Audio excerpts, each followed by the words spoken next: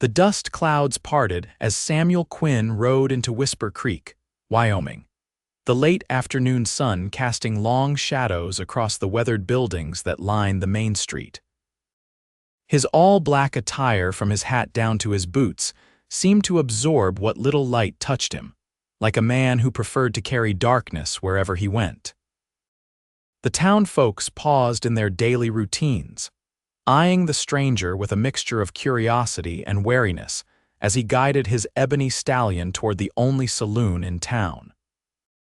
This wasn't the first time a man in mourning had passed through Whisper Creek, but there was something about his rigid posture and hollow gaze that suggested his grief was as fresh as morning dew.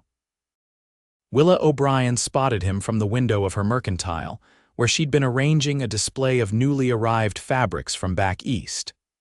At 32, she'd seen her fair share of broken men drift through town, but something about this one made her pause, fabric forgotten in her hands. Perhaps it was the way he carried himself like a man who had purpose despite his pain, or perhaps it was simply that his sorrow mirrored what she'd carried these past 5 years. "Another lost soul," remarked Mabel, Willa's elderly assistant joining her at the window. "Aren't we all in one way or another?" Willa replied softly, watching as the stranger dismounted with a fluid grace that belied his tall frame. Samuel tied his horse to the hitching post outside the Rusty Nail saloon, his movements mechanical. 5 months had passed since he'd buried his wife and infant son, victims of a fever that had swept through their small ranch in Colorado. 5 months of riding from town to town, taking odd jobs as a hired gun or ranch hand, never staying long enough to form connections. The weight of his wedding band still felt heavy on his finger, though he'd removed it weeks ago, tucking it safely in his breast pocket, close to his heart.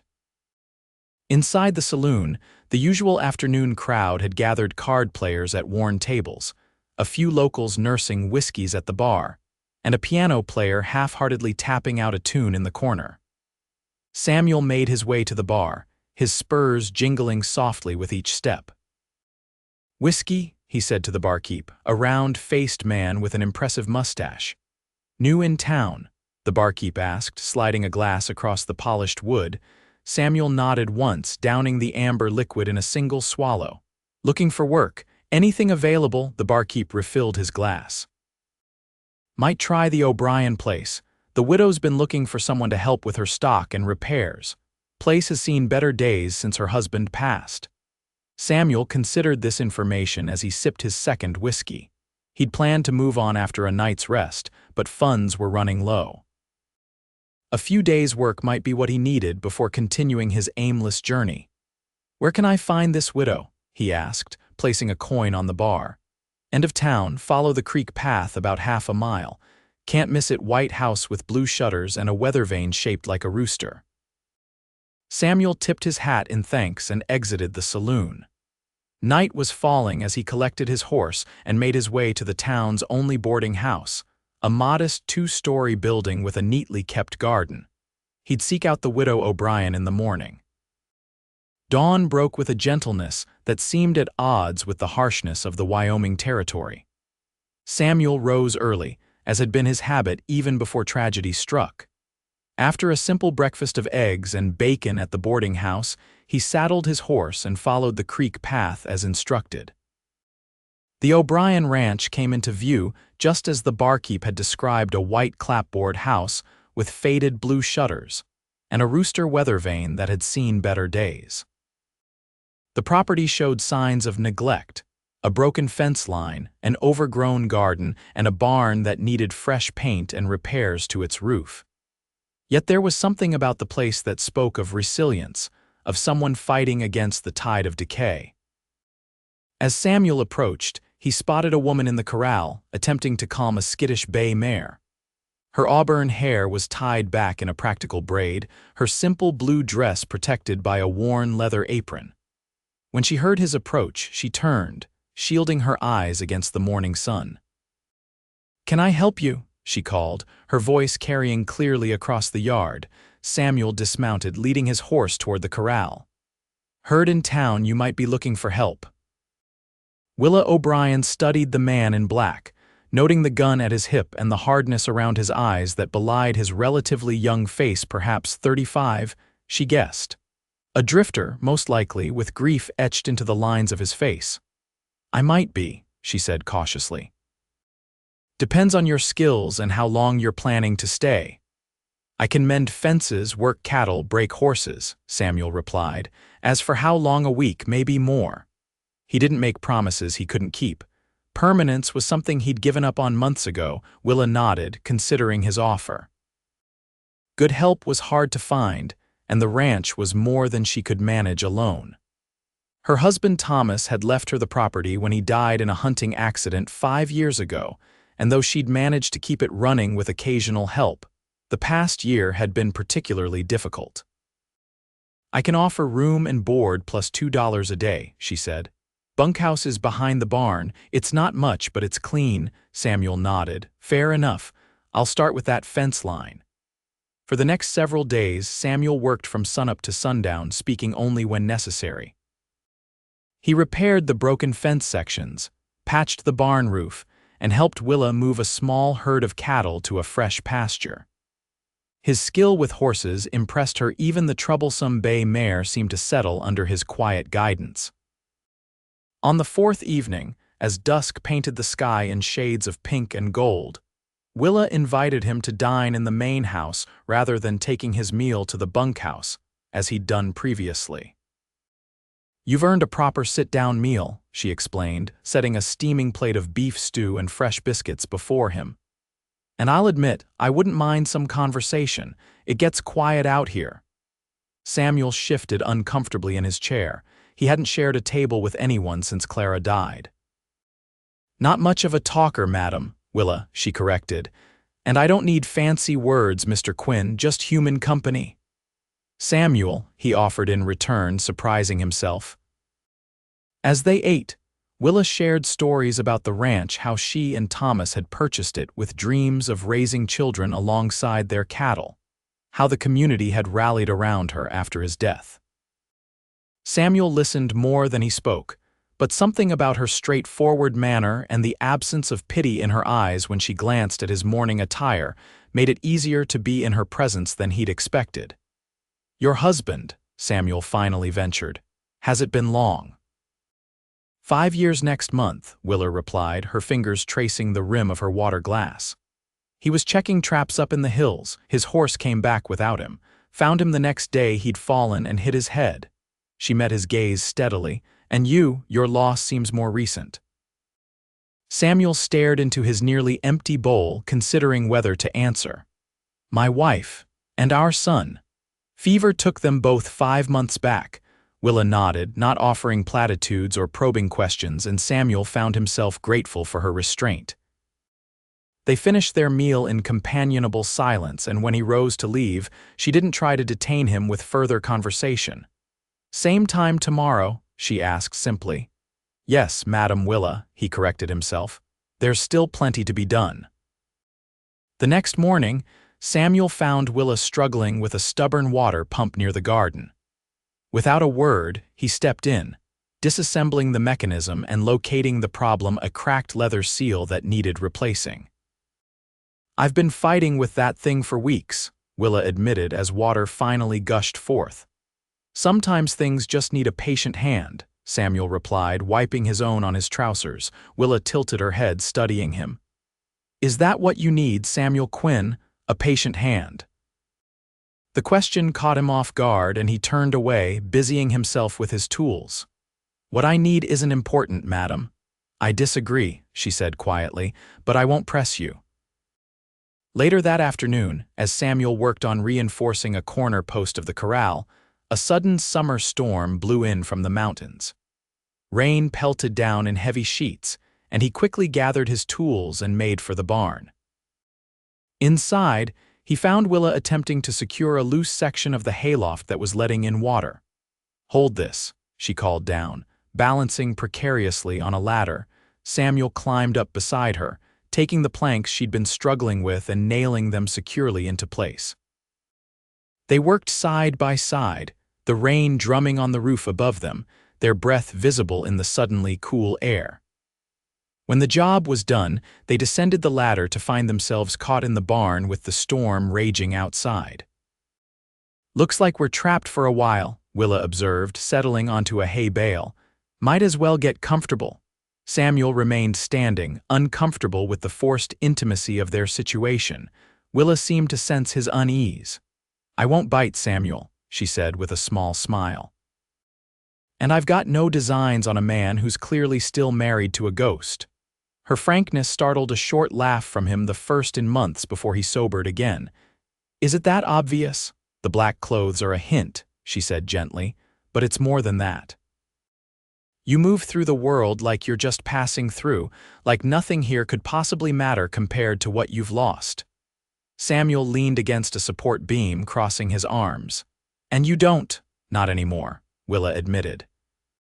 "The first year after Thomas died, I was just like you, going through the motions, wondering why I was still here when he wasn't. But eventually I realized something." "What's that?"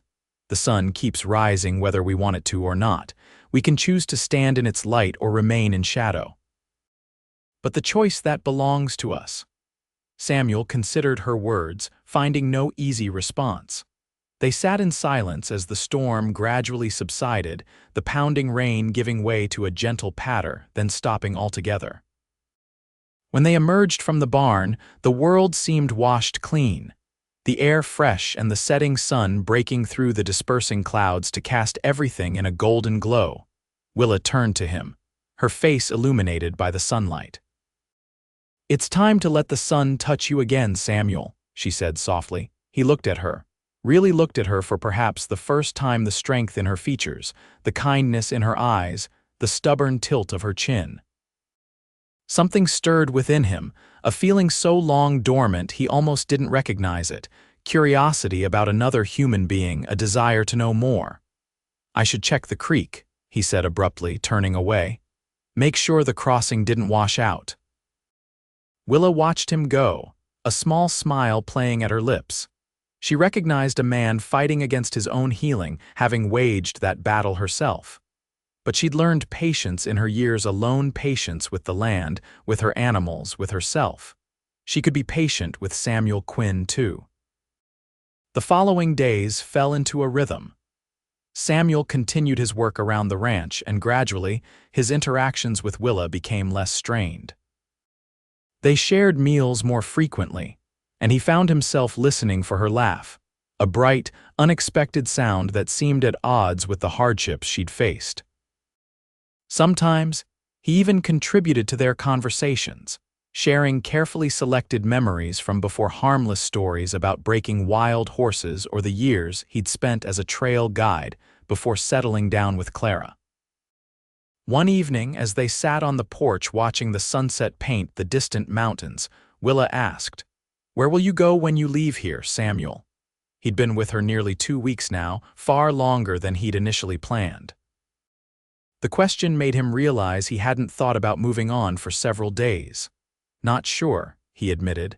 "Maybe California. I've never seen the ocean," Willa nodded, contemplative. "Thomas and I always talked about seeing the ocean someday.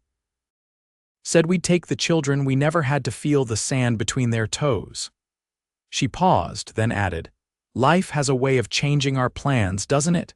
"That it does," Samuel agreed, his thoughts turning to the small homestead in Colorado he'd abandoned, unable to bear the memories it held. "I've been thinking," Willa said after a moment. "The Founders' Day dance is happening in town this Saturday. The whole community comes together for music, food, dancing. Would you consider accompanying me?" Samuel stiffened. A social gathering was the last thing he wanted. "I don't dance anymore." "Doesn't have to involve dancing," Willa assured him. "But I need to go. I've committed to bringing 3 apple pies, and I'd appreciate the company for the ride." When he hesitated, she added, "Consider it part of your duties here if that makes it easier." Something in her tone, the careful way she'd phrased it as a request for assistance, rather than anything more significant, made it difficult to refuse. "All right," he finally conceded, "but don't expect me to be sociable." Willa's smile was worth the discomfort her request had caused him. "I would never dream of it, Mr. Quinn." Saturday arrived with clear skies and a gentle breeze. Samuel spent the morning repairing a broken wagon wheel while Willa baked her promised pies, the sweet scent of apples and cinnamon drifting across the yard. By mid-afternoon, they were on their way to town, the freshly repaired wagon carrying them along the creek path.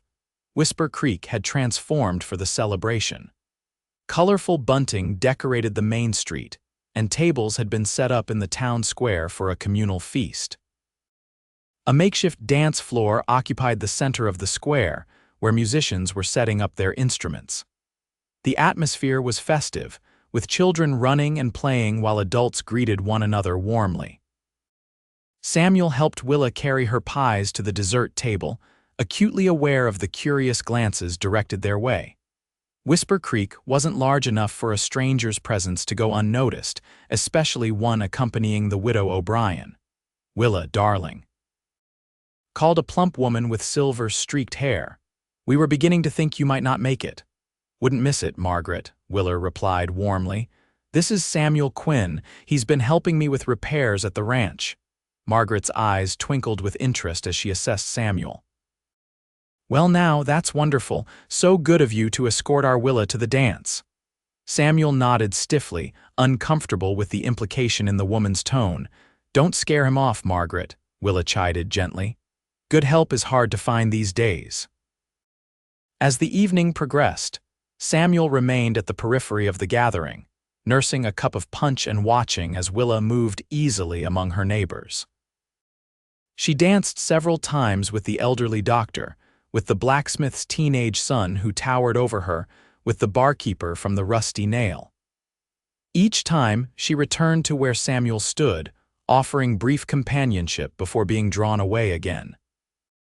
"You could join in, you know," she commented during one such return. "No one would think less of you." Samuel shook his head. "I'm content observing." Willa studied him for a moment. "Are you content, I mean?" The question unsettled him. Was he content in his grief, in his self-imposed isolation? He'd never considered it that way. Before he could formulate a response, the music shifted to a slower melody, and Willa held out her hand. "Dance with me, Samuel," she said, not a question but not quite a command either. "Just this once." Perhaps it was the unexpected vulnerability in her expression. Or perhaps it was simply that he'd grown tired of refusing the small pleasures life still offered. But Samuel found himself taking her hand and leading her to the dance floor. They moved awkwardly. At first, his body had forgotten the rhythm of dancing but gradually found their way, turning slowly as the fiddle played a bittersweet tune about lost love and new beginnings. "See, the world didn't end," Willa murmured, a smile in her voice. "The night's not over yet," Samuel replied, but there was a lightness in his tone that surprised them both. As they danced, Samuel became increasingly aware of Willa as a woman, the delicate scent of lavender that clung to her hair, the warmth of her hand in his, the way her eyes reflected the lantern light. It had been so long since he'd allowed himself to notice such things about anyone that the rush of awareness felt almost like pain. When the music ended, he stepped back abruptly. "I need some air," he said, turning away and striding toward the edge of town, away from the lights and music. He found himself at the small church, its white steeple silvered by moonlight. The cemetery lay peaceful behind it, and Samuel walked among the headstones, reading names and dates by the light of the full moon. So many stories ended here, young lives cut short by disease or accident, old ones lived to completion, families laid side by side. "I thought I might find you here," Willa's voice came softly from behind him. Samuel turned, unsurprised by her presence. "Seems I've developed predictable habits." "Not predictable," she corrected, moving to stand beside him. "Just human. We're drawn to these places when we're thinking about what we've lost."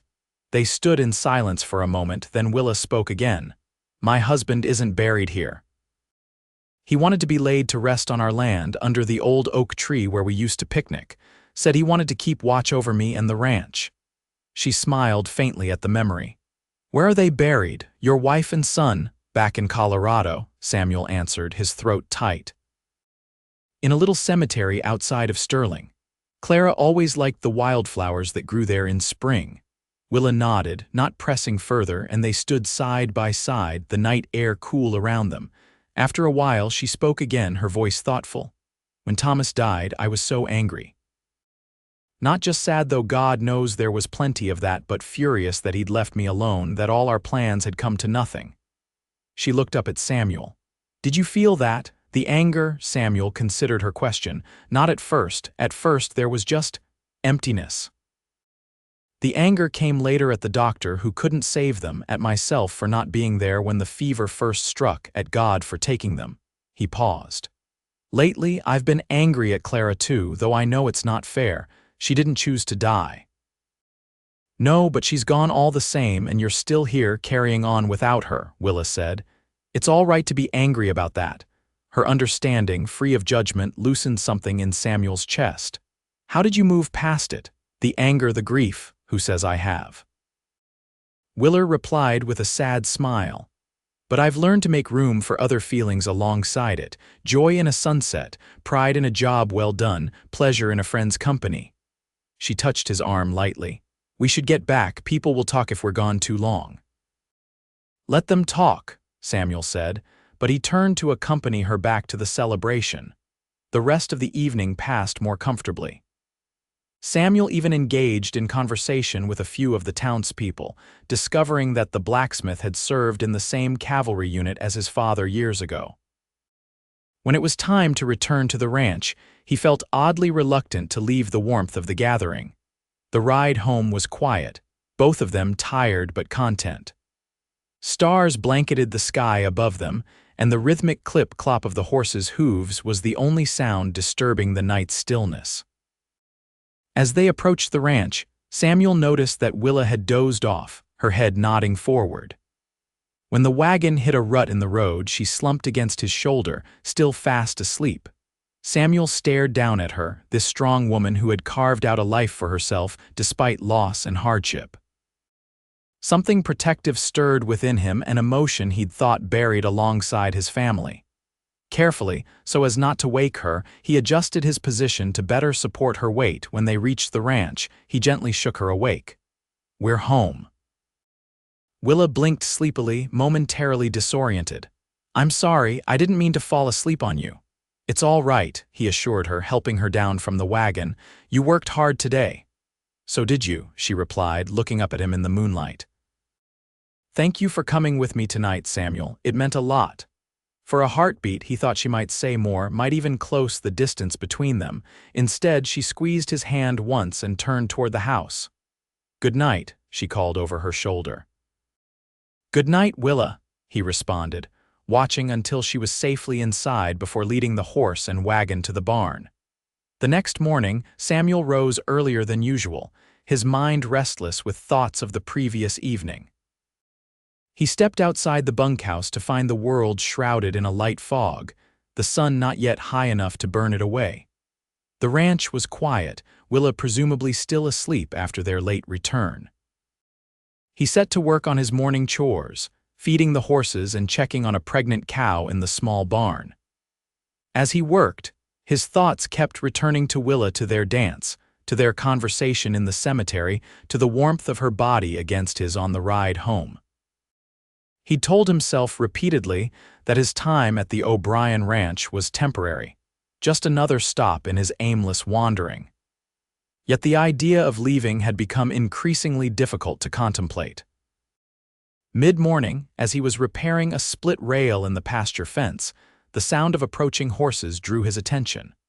3 riders were making their way toward the ranch house, 2 men and a woman, all well-dressed and riding fine mounts. Samuel straightened, instantly wary. Unexpected visitors often meant trouble in his experience.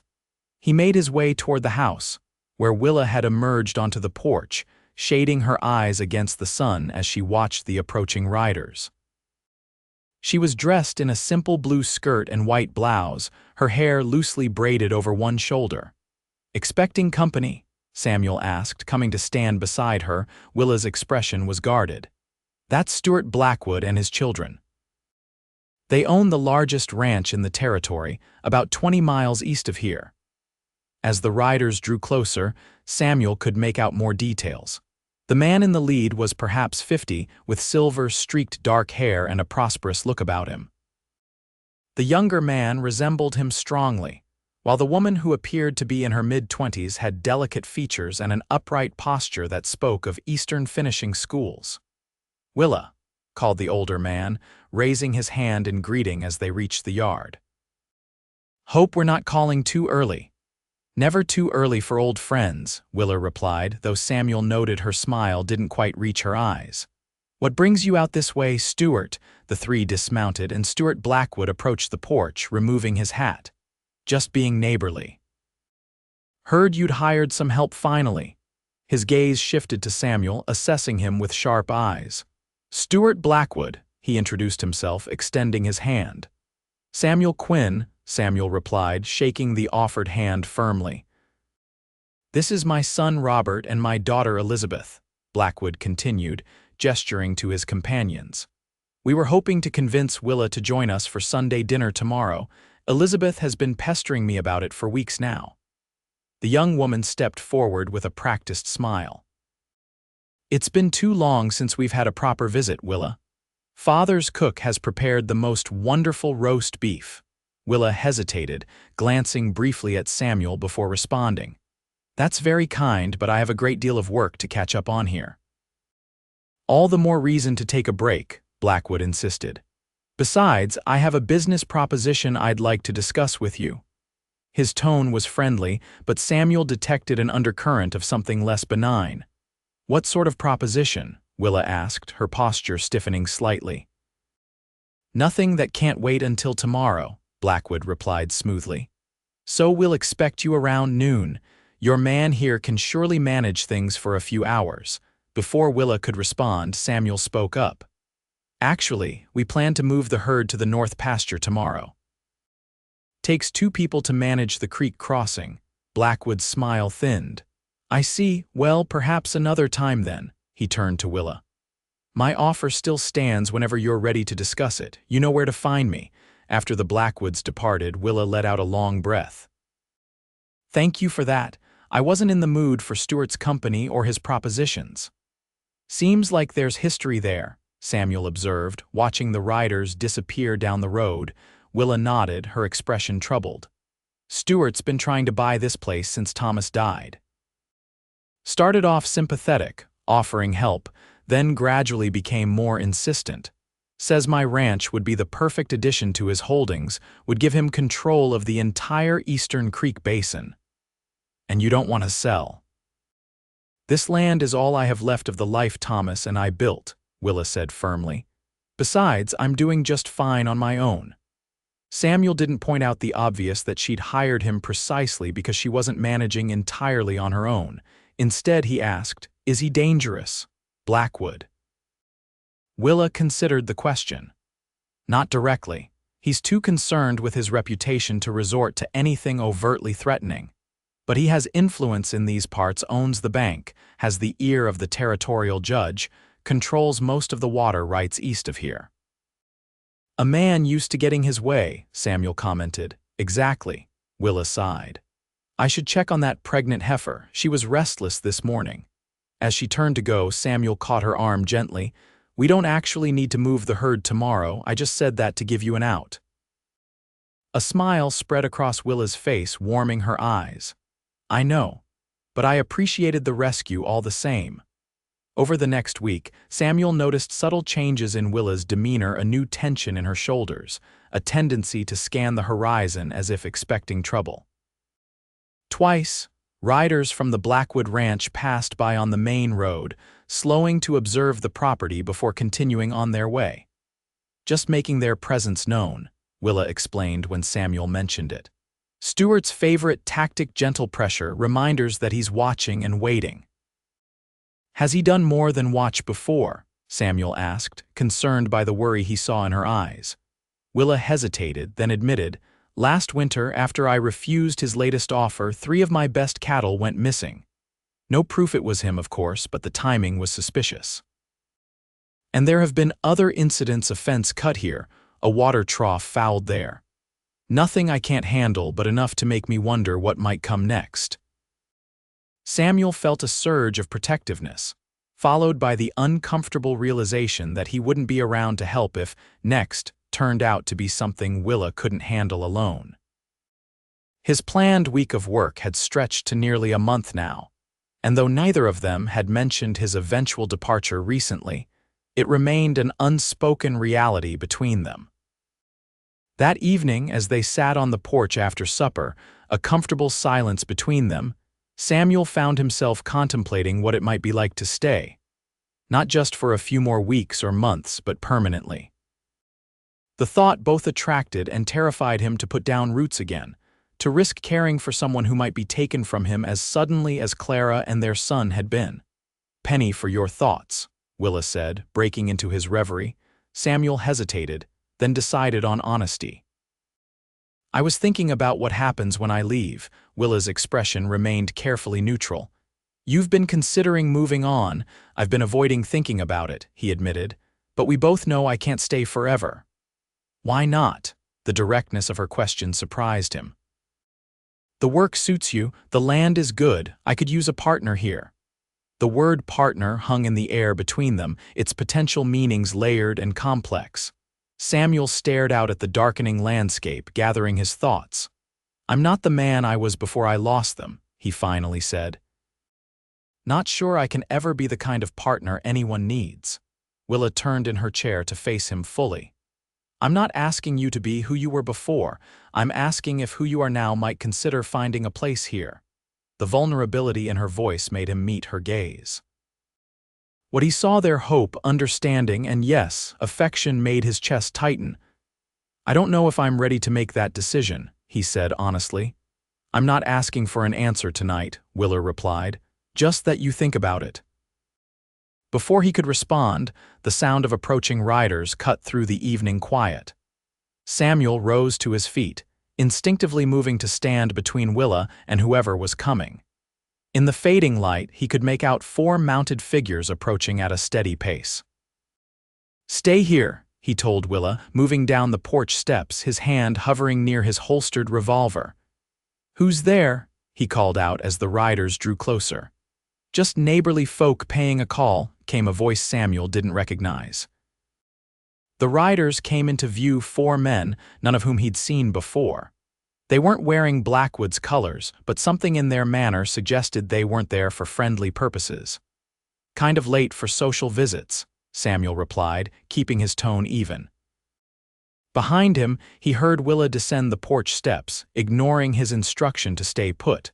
The lead rider, a wiry man with a pockmarked face, smiled unpleasantly. "Never too late to talk business, is it, Mrs. O'Brien? Mr. Blackwood sent us to see if you'd reconsidered his offer." "My answer hasn't changed," Willa said firmly, moving to stand beside Samuel. "Please tell Mr. Blackwood I'm not interested in selling." The man's smile faded. "He thought you might say that, asked us to be persuasive." He nodded to his companions, who spread out slightly, their hands resting on their weapons. Samuel stepped forward, placing himself more directly between Willa and the visitors. 4 against 1 seems less like persuasion and more like coercion," he observed, his voice deceptively calm. "I suggest you gentlemen deliver her message and be on your way." The leader assessed Samuel, taking in the gun at his hip and the steady way he held himself. "Didn't realize the widow had hired a gun hand. I'm whatever Mrs. O'Brien needs me to be," Samuel replied, meeting the man's gaze without flinching. A tense silence followed, broken only by the snorting of horses and the distant call of a night bird. Finally, the leader shrugged. "We'll tell Mr. Blackwood you're still considering his offer. He's a patient man." He turned his horse, signaling his companions to do the same. "But patience has its limits, madam. Might be wise to remember that." They rode off into the gathering darkness, leaving Samuel and Willa standing in the yard. "This is escalating," Samuel said quietly once they were alone. "Blackwood's getting bolder," Willa nodded, her face pale in the moonlight. "He must be desperate for some reason. Usually he's more subtle." Samuel escorted her back to the porch, his mind racing through options. "Maybe it's time to involve the law." Willa gave a humorless laugh. Sheriff Dawson, he's deep in Blackwood's pocket, has been for years. Then we need another strategy. Samuel paced the length of the porch. First thing tomorrow, I'll ride into town, send a telegram to the U.S. Marshal's office in Cheyenne. Blackwood may own the local law, but federal marshals are a different matter. That could take weeks, Willa pointed out, and there's no guarantee they'd send anyone for what they'd see as a property dispute. Then we prepare to defend ourselves, Samuel said grimly. Check ammunition supplies, secure the buildings, set up watches. Willa placed a hand on his arm, halting his pacing. Samuel, this isn't your fight. I don't expect you to put yourself in danger for me or my ranch. He looked down at her hand on his arm, then up at her face, illuminated by the soft glow from the lamp inside the house. It became my fight the moment they threatened you, he said simply. Something shifted in Willa's expression: relief, gratitude, and something deeper that Samuel wasn't ready to name. Thank you, she whispered. That night, Samuel didn't return to the bunkhouse. Instead, he slept on the sofa in Willa's parlor, his gun within easy reach, alert to any unusual sounds.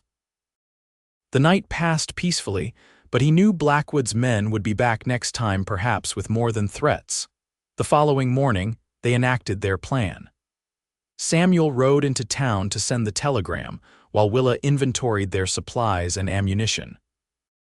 When he returned, they spent the day fortifying the property, boarding up unused windows, moving valuable livestock closer to the main barn, and establishing clear lines of sight around the perimeter. You've done this before, Willa observed as Samuel showed her how to set up defensive positions using hay bales and lumber. Army taught me a few things before I mustered out, he explained. Spent 2 years patrolling the Northern Territories. Learned how to secure a position with limited resources. As they worked, Samuel found himself sharing more about his past, his time in the Army, his years as a trail guide, even stories about Clara that didn't hurt quite as much to tell as they once had.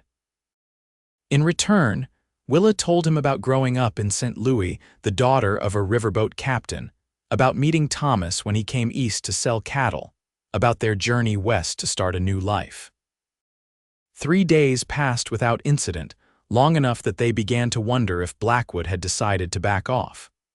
Then, on the 4th morning, Samuel woke to the smell of smoke. He rushed outside to find the hay storage at the far end of the barn ablaze, flames leaping into the pre-dawn sky. Willa was already there, operating the hand pump to douse the surrounding area and prevent the fire from spreading to the main barn. Get the horses out, she shouted when she saw him. Samuel ran to the barn, throwing open stall doors and driving the frightened animals into the corral. By the time all the livestock was safe, several ranch hands from neighboring properties had arrived to help battle the blaze. With their assistance, they managed to save the barn itself, though the hay storage was completely destroyed. As they surveyed the damage in the full light of morning, Samuel found a half-burned torch near where the fire had started. This was deliberate, he said, showing it to Willa, her face hardened. Blackwood, she said with certainty. This is his answer to our refusal. One of the neighboring ranchers, a weathered man named Patterson, overheard them. Blackwood's been pushing boundaries all over the territory lately. Word is he's deep in debt to Eastern investors, promised them water rights he doesn't fully control. Which is why he needs my land, Willa realized. The creek that runs through my property is the missing piece he needs. You're not the only one standing in his way, Patterson continued. Small ranchers all through the basin have been experiencing accidents, cut fences, poisoned water holes, missing cattle. Folks are getting nervous. Samuel exchanged a glance with Willa. Sounds like we need to organize, he said. Safety in numbers, Patterson nodded thoughtfully. Might be time for that. I'll spread the word, see who's willing to stand together. After the neighbors departed, Samuel and Willa began clearing the debris from the fire. The physical labor helped channel the anger. Samuel felt anger at Blackwood for threatening Willa, at himself for not preventing the attack, at the unfairness of having found someone he cared about only to see her in danger. "You're thinking too loud," Willa commented as they worked side by side. Samuel paused, wiping sweat from his brow, just wondering what Blackwood's next move will be. "No," Willa countered, resting her shovel against a beam. "You're thinking about leaving?" Samuel stared at her, surprised by her perception. "What makes you say that?" "Because that's what you do when things get complicated, you run," she said, not unkindly. "I saw it in your eyes this morning when you realized the danger was real. You're calculating how to extract yourself without feeling guilty for abandoning me." Her accuracy stung. "I'm not planning to abandon you," he protested, though even as he said it, he recognized the grain of truth in her words. Part of him had indeed been contemplating how to resolve the situation quickly so he could move on before he became too entangled in Willa's life and she in his. "Aren't you?" Willa challenged. "You've been looking for an exit since you arrived. Even when you clearly found something worth staying for, you kept one foot on the road." Samuel set down his own shovel, suddenly weary. "What do you want from me, Willa?" "I want you to make a choice," she said simply. "Stay or go, but do it because it's what you truly want, not because you're afraid of what might happen if you let yourself care again." Before he could respond, the sound of a wagon approaching drew their attention. Samuel tensed, reaching for the rifle he'd propped against the barn wall, but relaxed when he saw it was Elizabeth Blackwood driving a small buggy. Elizabeth reined in her horse at the sight of the burned hay storage. "What happened here?" she asked, genuine concern in her voice as she climbed down from the buggy. "Your father's idea of persuasion," Willa replied coolly. Elizabeth's face registered shock, then dismay. "Father wouldn't," she began, then stopped. "I didn't know," she said instead, her shoulders slumping slightly. "I came to warn you, but it seems I'm too late." "Warn us about what?" Samuel asked, still wary. "Father's planning something," Elizabeth said, lowering her voice though there was no one else to hear. "I overheard him talking with Robert and some men I didn't recognize. They mentioned settling the O'Brien matter once and for all. It's happening tonight." Willa and Samuel exchanged alarmed glances. "Why are you telling us this?" Willa asked. "Why betray your father?" Elizabeth straightened, a flash of determination in her eyes. "Because what he's doing is wrong. Because I remember how kind you were when my mother died, how you brought food and sat with me when everyone else was too busy with arrangements to notice the grieving girl in the corner." She took a deep breath. "And because Robert's involved now, and I'm afraid he'll do something he can't undo." "Thank you, Elizabeth," Willa said sincerely. "You're taking a risk coming here. Just be ready," Elizabeth advised, climbing back into her buggy. "And please, if you can avoid it, don't hurt Robert. He's just trying to please Father." After she departed, Samuel and Willa immediately began preparing for the coming confrontation. Samuel cleaned and checked their firearms while Willa rode to the neighboring ranches to gather the support Patterson had promised. By late afternoon, their small force had assembled 5 neighboring ranchers, all with grievances against Blackwood, plus Samuel and Willa. "We're not looking for bloodshed," Samuel explained as they formulated their plan. "Just a show of unity and strength that might make Blackwood reconsider his tactics." "And if he doesn't reconsider," asked one of the ranchers, a young man named Taylor. "Then we defend ourselves," Samuel said grimly, "but only if absolutely necessary." They positioned themselves strategically around the property.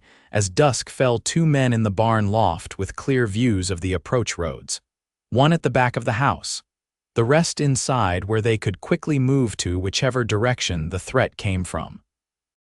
Samuel insisted that Willa remain inside, a suggestion she initially resisted, but eventually accepted when he pointed out that she was Blackwood's primary target. Night descended, bringing with it a tense silence broken only by the usual sounds of the ranch horses shifting in their stalls, the creak of the windmill, the distant howl of a coyote. Hours passed with no sign of Blackwood or his men. Samuel, positioned at the front window of the house with a clear view of the yard, began to wonder if Elizabeth's warning had been mistaken, or if perhaps their preparations had been observed and the attack called off. Just after midnight, when the moon had disappeared behind a bank of clouds, leaving the ranch in near total darkness, Samuel heard the soft but unmistakable sound of horses' hooves approaching slowly from the direction of the creek. "They're coming," he whispered to Willa, who sat at the kitchen table cleaning a shotgun. "From the east, along the creek bed," she nodded, rising to signal the men in the back of the house.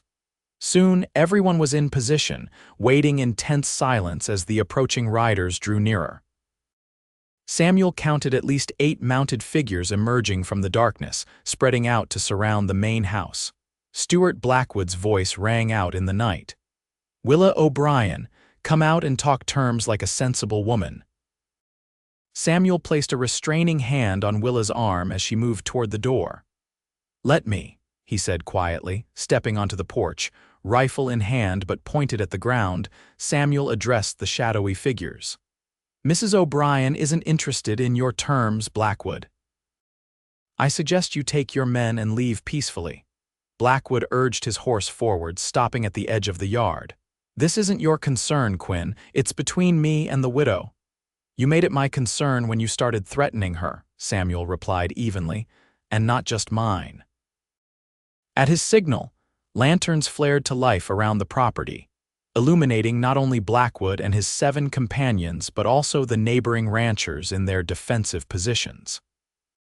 The sudden revelation of the ambush caused Blackwood's men to reach for their weapons, but their leader raised a hand, halting them. "Quite the reception committee," Blackwood observed, his voice tight with anger. "Patterson, Taylor, Miller, I'm disappointed to see you taking the wrong side in this matter." "Only wrong side is the one threatening women and burning property," Patterson called back. "Time to back down, Stuart." For a tense moment, Samuel thought Blackwood might order an attack despite being outnumbered. Then Robert Blackwood moved his horse alongside his father's. "This isn't worth bloodshed, father," the young man said, loud enough for all to hear. "There are other ways to secure the water rights." Stuart Blackwood's face, illuminated by the lantern light, showed a complex mix of anger and calculation. Finally, he nodded curtly. "We're leaving, but this matter isn't settled, Willa," he called toward the house. "Not by a long shot." As Blackwood and his men turned to go, the front door opened behind Samuel, and Willa stepped onto the porch. "Stuart," she called, her voice clear in the night air. "This ends now. Tomorrow I'm riding to Cheyenne to file formal charges with the territorial authorities. Arson, intimidation, attempted forced sale under duress, the list is quite long." Blackwood reined in his horse. "Your word against mine, Willa, and we both know who the authorities will believe." "Not just her word," came a new voice as Elizabeth Blackwood emerged from the shadows near the barn. "Mine too, father." Stuart Blackwood stared at his daughter in shock. "Elizabeth, what are you doing here?" "Choosing right over loyalty," she answered steadily. "I've documented everything, the planning of the fire, the threats, the scheme to force Mrs. O'Brien and the other small ranchers to sell. I have dates, names, details." Robert Blackwood dismounted and approached his sister. "Lizzie, think about what you're doing," he pleaded. "I have thought about it, Rob," she replied. "That's why I'm here, that's why I warned them." She turned to her father. "It's over, go home.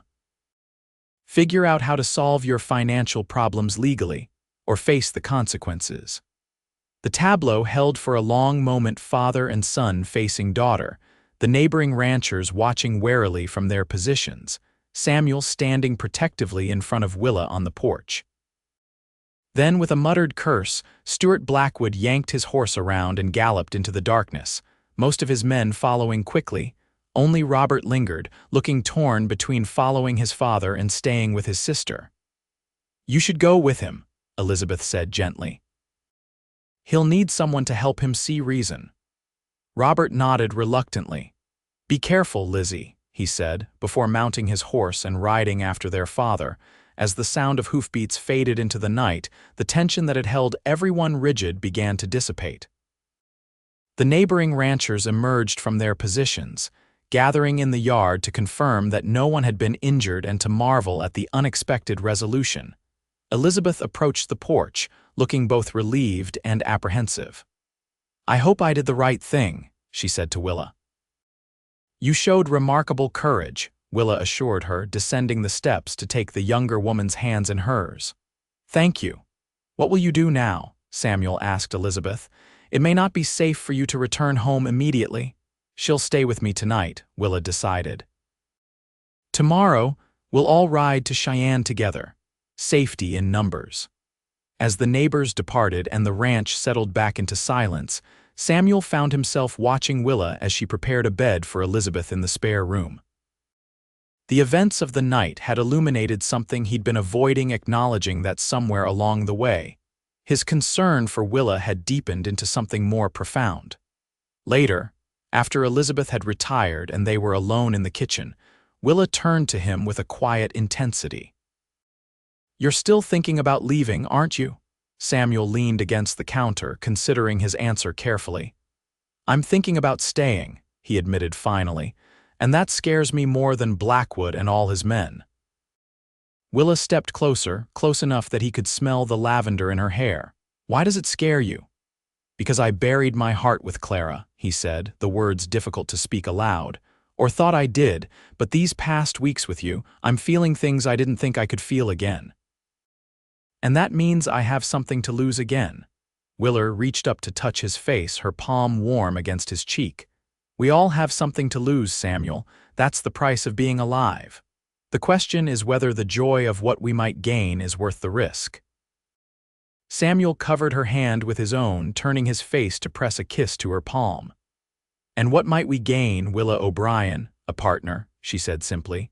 "Someone to share the sunrises and sunsets with, someone to build something lasting with." She smiled softly. "Someone to let the sun touch you again."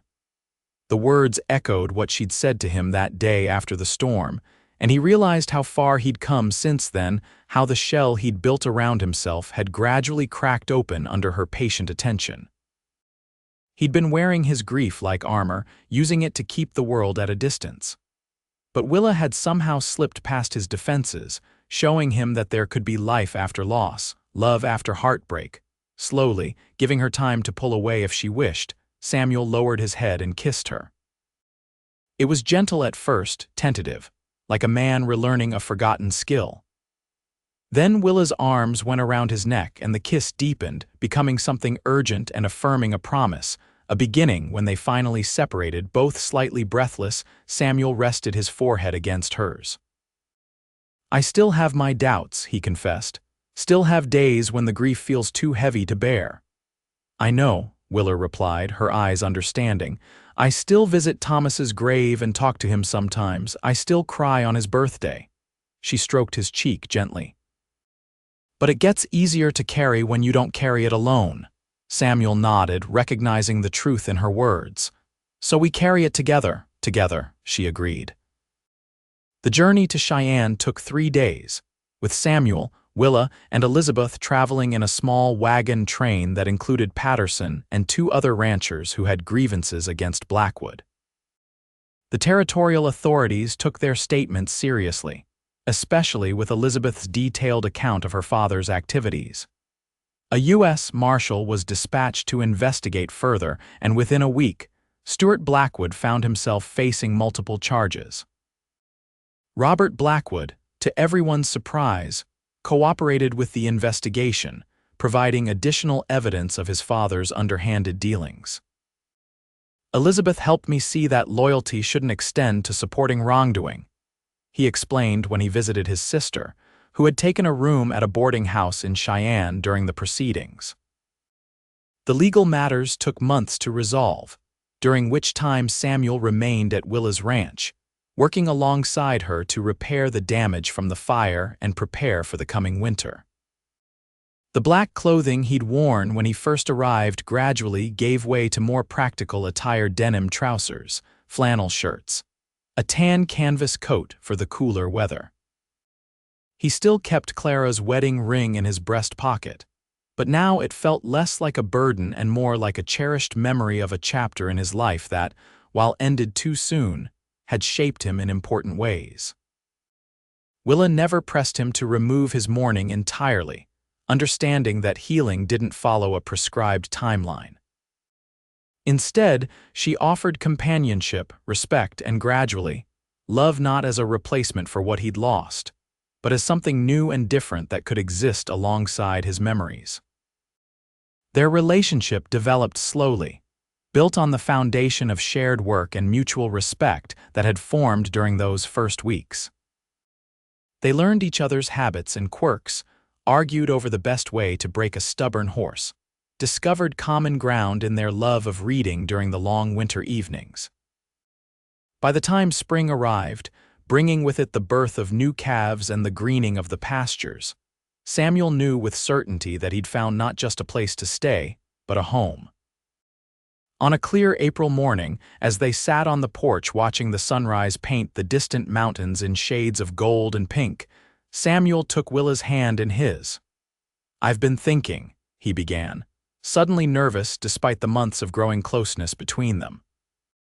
"A dangerous pastime," Willa teased, squeezing his hand encouragingly. Samuel smiled, appreciating her ability to lighten moments that might otherwise become too heavy.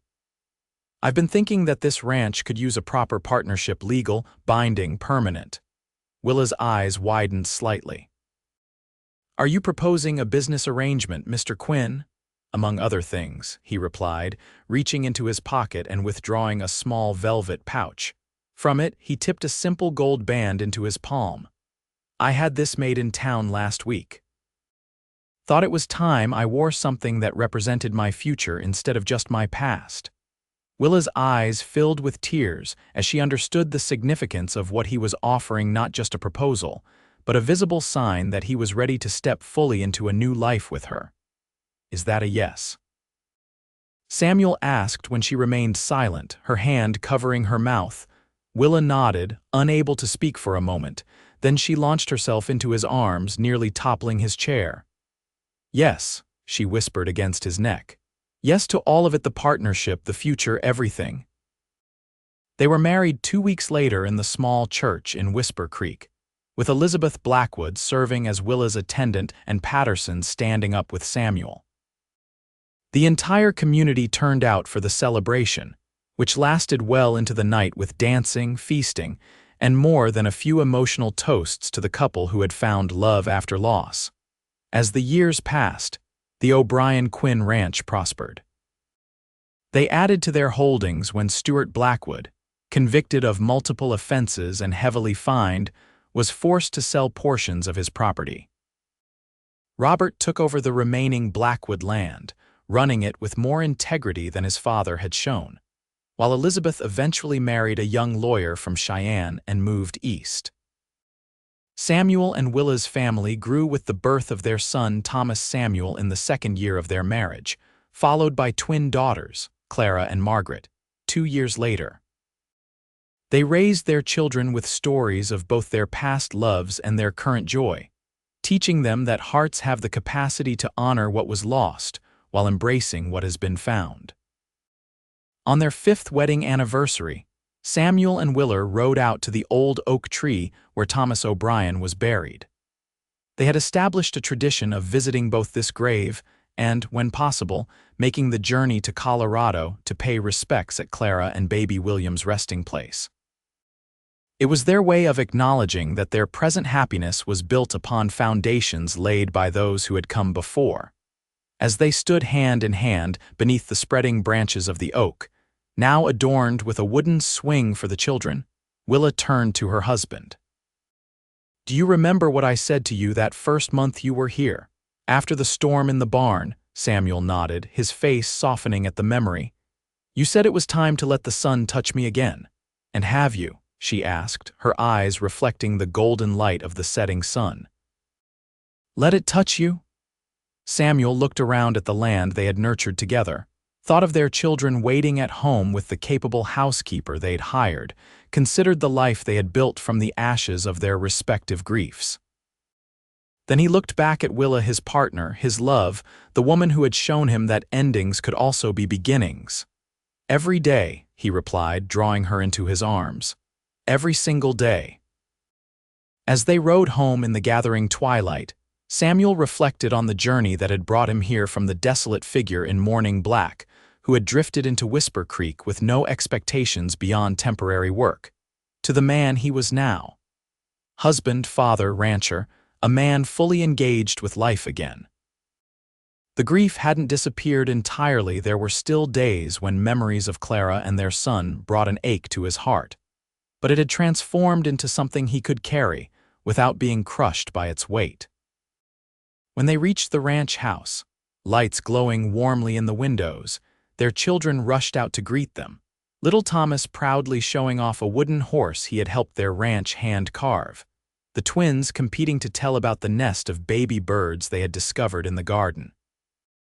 Samuel lifted Clara into one arm and Margaret into the other, their small arms winding around his neck as they chattered excitedly. Over their heads, his eyes met Willa's, and in that moment, he felt the full circle of their story, from loss to finding, from darkness to light, from solitary grieving to shared joy. The cowboy who had come to town wearing mourning black had finally, completely stepped into the sun.